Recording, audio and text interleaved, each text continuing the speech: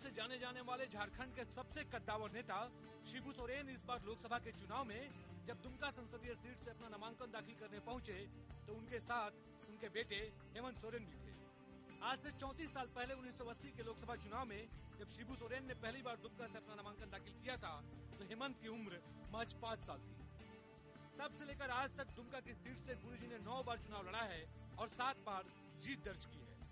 इस सीट पर अब तक उन्होंने सिर्फ 1984 में कांग्रेस से और 1998 में तब भाजपा के नेता बाबूलाल मरांडी से मात खाई। बाबूलाल मरांडी ने दुमका की सीट 1999 में भी जीती जब उन्होंने शिबू सोरेन की पत्नी रूपी सोरेन को हराया था। इसके बाद बाबूलाल मरांडी ने 2004 में कोडरमा से चुनाव लड़ा और जीता। 2009 में भी मरांडी ने कोडरमा से ही जीत दर्ज की। लेकिन इस बार जब बाबूलाल मरांडी ने दुमका से चुनाव लड़ने की घोषणा की तो सभी अचंभित रहे। मैं तो ये कहता हूँ कि पार्टी ने निर्णय किया कि भाई इस बार आपको दुमका से लड़ना है तो हम दुमका से लड़ रहे हैं। चूंकि दुमका से भी हम 2 बार वहाँ से हम MP रह चुके हैं, वहाँ से कोई हम चुनाव हारे नहीं। बाबूलाल मरांडी ने गुरुजी को ऐसे समय में जानबूझकर दुमका सीट पर चुनौती दी है जब उनके कई पुराने साथी उनके ऊपर कभी परिवारवाद का तो कभी अपनी उपेक्षा का आरोप लगाकर एक एक कर उनका साथ छोड़ते चले गए।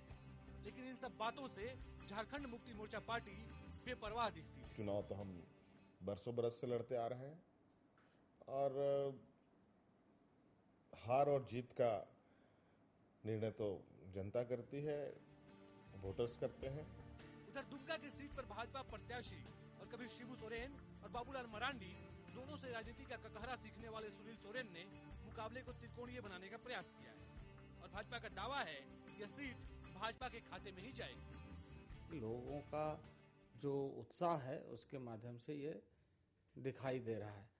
अब ये तो परिणाम आने के बाद पता चलेगा कि वास्तविक रूप से कितना है, लेकिन जो रुझान है, जो उत्साह है, जो वातावरण है, जो इस समय भुक्तभोगी के रूप में जनता अपने आप को पा रही है, उससे ऐसा लग रहा है कि भारतीय जनता पार्टी को अच्छी बढ़त मिलेगी। लेकिन सही मायनों में यह कहा जाए यह पूरी लड़ाई झारखंड के 2 दिग्गजों के वर्चस्व की लड़ाई बन चुकी है।